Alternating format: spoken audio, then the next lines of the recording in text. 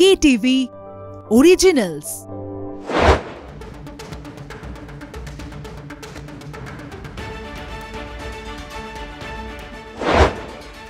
সুনীল ছেত্রী বহু বছর প্রায় ১৯ বছর ধরে এই পথ দিয়ে তিনি গিয়েছেন।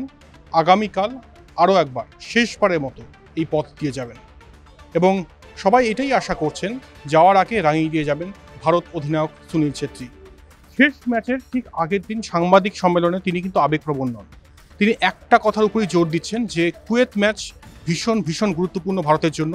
প্রথমবারের জন্য ভারত বিশ্বকাপ যোগ্যতা অর্জন করবে, থার্ড রাউন্ডে পৌঁছানোর সম্ভাবনা প্রবল যদি আগামীকালের ম্যাচ জিততে পারে। তাই ব্যক্তিগত যে মাইলস্টোন, যে তিনি যে অবসর নিচ্ছেন সেটাকে দূরে সরিয়ে, সেই আবেগটাকে দূরে সরিয়ে একসঙ্গে পুরো গোটা টিম, ভারতীয় দল কিন্তু আগামীকাল কুয়েতের বিরুদ্ধে ঝাঁপাবে।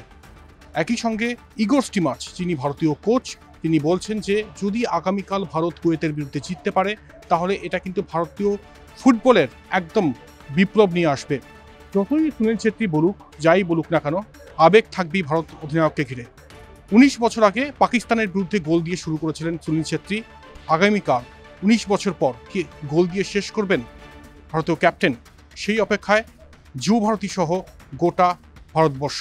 ক্যামেরায় সন্দীপ সোমের সঙ্গে জয়জ্যোতি, কলকাতা টিভি।